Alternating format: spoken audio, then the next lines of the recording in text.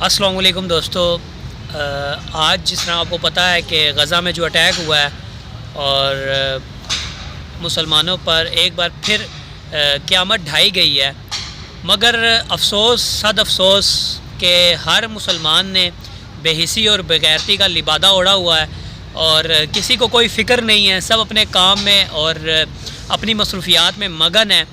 اور بطور مسلمان اور بحیثیت ایک پاکستانی میں بھی کچھ نہیں کر پا رہا، کیونکہ جو میری ریاست ہے وہ ایسے درندوں کے ہاتھ میں ہے جن کو مطلب کچھ اسلام کا پتہ ہی نہیں ہے اور ہر محفل میں مدینہ کی ریاست بنانے کی بات کرتے ہیں۔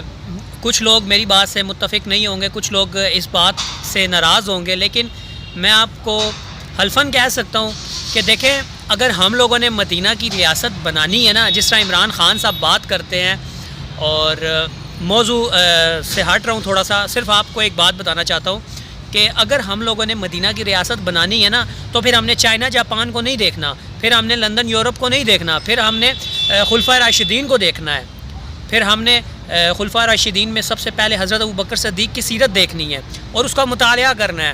اور ہم اگر ان کا مطالعہ کرتے ہیں تو ہمیں یہی بات سمجھ آتی ہے کہ حضرت ابوبکر صدیق رضی اللہ تعالیٰ عنہ کی جو دور خلافت تھا وہ آسان نہیں تھا، اس وقت معاشی حال اتنے اچھے نہیں تھے، مگر کیا حضرت محمد صلی اللہ علیہ وسلم کے جو پہلے خلیفہ حضرت ابوبکر صدیق رضی اللہ تعالیٰ عنہ تھے، انہوں نے مسلمہ کذاب کے خلاف جنگ نہیں کی، اس کو جینے کا حق دیا؟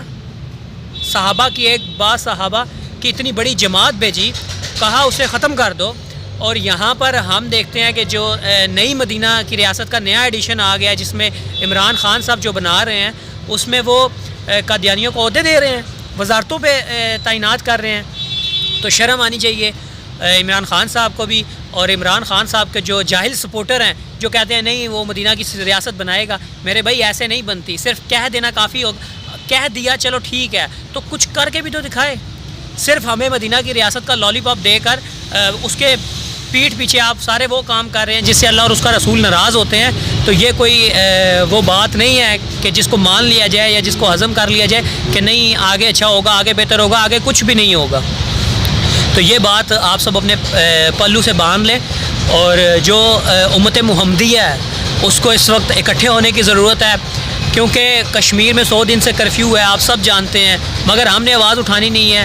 اور اس کے بعد آپ جو فلسطین میں انہوں نے پھر بم باری کر دی ہے، صرف انسانیت کی بات کرتے ہیں، تو کیا مسلمان انسان نہیں ہے؟ میں آپ سے یہ پوچھنا چاہتا ہوں، کیا مسلمان انسان نہیں ہے؟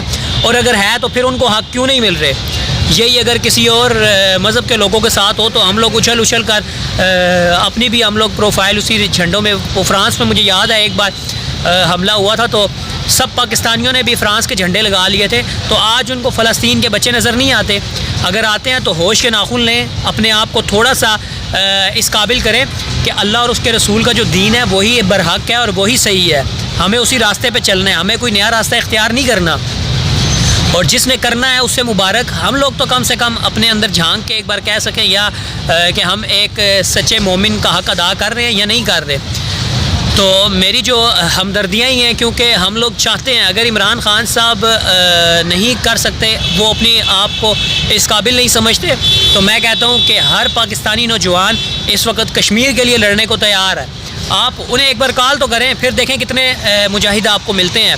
اور آپ اس وقت واحد حل جہاد ہی ہے، اور اس کے علاوہ کوئی حل نہیں ہے، جہاد کے علاوہ اس وقت کوئی حل نہیں ہے کشمیر کا بھی۔ اور اگر پاکستان میں لوگ کہتے ہیں جی ہم کیوں باہر دنیا کے مسئلوں میں ٹانگ اڑائیں، پاکستان کا تو اس وقت سب سے بڑا مسئلہ خود غربت کا ہے، تو میرے بھائی غربت کیوں ہے؟ غربت اسی لیے پاکستان میں کہ آپ کا سارا بجٹ فوج لے رہی ہے، اور فوج کیوں لے رہی ہے؟ اس کو ڈیفینس کے لیے چاہیے، ڈیفینس کے لیے کیوں چاہیے؟ ہمیں انڈیا سے تھریٹ ہے، ہمیں انڈیا سے خطرہ کیوں ہے؟ کیونکہ مسئلہ کشمیر ہے، تو اس کو حل کریں نا، وہ باتوں سے حل نہیں ہوگا، 72 سال ہو گئے باتیں کرتے ہوئے، اب اس کا واحد حل جہاد ہی ہے، تو اب جہاد کرنے کا وقت ہے، اور اللہ اور اس کے رسول نے کیا ہے، جہاد کیا ہے، اور انسانیت کا مذہب، اور جو خان صاحب فرما رہے تھے کہ ہر پیغمبر عدل اور انسانیت کی بات کر، بالکل اللہ کے نزدیک یہ بڑے محبوب عمل ہے، مگر اس کا آپ یہ مطلب نہیں لے سکتے کہ اب ہم لوگوں نے کوئی آ کے ہمیں ایک چپیڑ بھی مار رہا ہے تو ہم دوسرا گال آگے کر دیں گے۔ گاندھی نے فرمایا ہمارے اسلام میں اس طرح کی کوئی گنجائش نہیں ہے۔ اگر آپ طاقت رکھتے ہیں اور وہ سامنے ظالم ہے تو آپ اس ظالم سے اپنا بدلہ لیں، قصاص لیں، یہ ہمیں اسلام ہمیں سکھاتا ہے۔ ہاں، آپ ہمیں گاندھی جی والے ٹریک پہ نہ چڑھائیں، ہمارا اسلام ہمیں بہتر ایک راستہ دے کے گیا ہے، ہم اسی راستے پہ چلیں گے۔ اور اخلاق بالکل حضرت محمد صلی اللہ علیہ وسلم نے ہمیں اخلاق سکھائے ہیں، اور حضرت محمد صلی اللہ علیہ وسلم حاتم طائی کے جو بیٹے آئے تھے ان کے لیے اپنی چادر بھی مبارک بچھاتے تھے، یہ بھی اخلاق ہے۔ مگر یہ بھی اخلاق ہے جو حضرت محمد صلی اللہ علیہ وسلم نے ابو جہل کے لیے تلوار نکالی، یہ بھی اخلاق ہے۔ میرے نبی کی تلوار پہ لکھا تھا آگے بڑھنا عزت ہے۔ آج ہم مسلمان کو پتہ نہیں کیا ہو گیا ہے۔ حضرت محمد صلی اللہ علیہ وسلم کی واضح حدیث مبارک ہیں، حضرت محمد صلی اللہ علیہ وسلم نے اپنی تلوار ننگی کی اور فرمایا کون اس تلوار کا حق ادا کرے گا۔ ابو دجانہ جو صحافی تھے، آپ نے فرمایا اس کا حق ادا کیا ہے؟ میرے نبی نے فرمایا اس کا حق یہ ہے کہ اس سے اتنا لڑا جائے کہ یہ تلوار ٹیڑھی ہو جائے۔ یہ والی باتیں آپ کیوں نہیں بتاتے لوگوں کو؟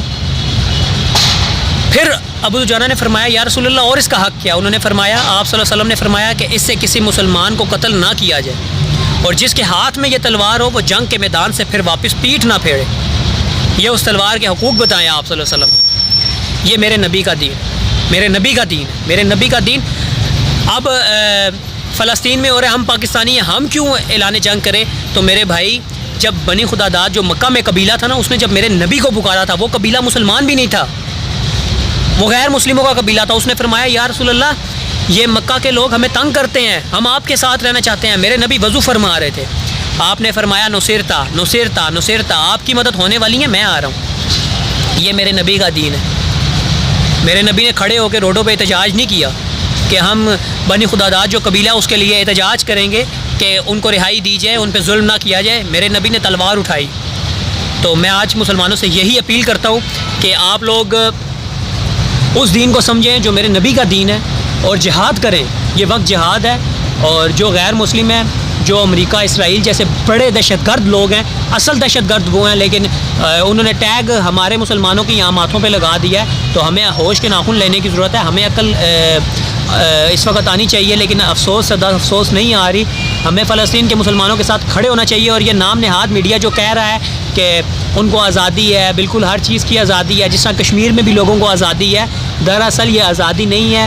اسرائیل کا پورا قبضہ ہے، یہودیوں کا پورا قبضہ ہے، اور وہ ہمارے کسی طرح سے بھی دوست نہیں ہو سکتے۔ ہم لوگ پتہ نہیں آج کون سے پلیٹ فارم پر چل پڑے ہیں جس میں ہم لوگوں کو صرف انسانیت کی بات کرنی ہے اور اسلام کی بات نہیں کرنی۔ اسلام اور انسانیت دو الگ چیزیں نہیں ہیں، یہ بھی یاد رکھیں، یہ ایک ہی چیز ہے، مگر انہیں دو چیزیں آج کے جو حکمران ہیں ہمارے نالائق اور احمق وہ بنا رہے ہیں۔ تو ہوش کے ناخن لیں اور ان لوگوں کے ساتھ اظہار یکجہتی کریں، اور ان لوگوں کے لیے پلیز آواز اٹھائیں۔ وہ بالکل ان پہ بہت بڑا ظلم ہو رہا ہے، بچوں کے سامنے ان کے والدین کو قتل کیا جا رہا ہے، اور ان پر قیامت ڈھائی جا رہی ہے۔ کشمیر میں بھی یہی حالات ہیں، اور ایون کہ اگر کسی بھی ملک میں، چائنا میں بھی مسلمانوں پہ ظلم ہو رہا ہے تو ہمیں وہاں پر بھی آواز اٹھانی چاہیے۔ انڈیا میں ہو رہا ہے وہاں بالکل اٹھانی چاہیے، اور جدھر جدھر ہو رہا ہے اس وقت امت محمدیہ کو ایک ہونے کی ضرورت ہے۔ اور مجھے امید ہے آپ لوگ میرے اس احتجاج میں شامل ہوں گے، اور خان صاحب سے اپیل کریں گے کہ برائے مہربانی اگر آپ مدینہ کی ریاست بناتے ہیں تو ہمیں جہاد کی اجازت دیں۔ اب وقت جہاد آ چکا ہے، اور انشاءاللہ ہم لوگ تیار ہیں، اور جب بھی اگر ہماری ریاست ہمیں آواز دے گی ہم لبیک کہیں گے۔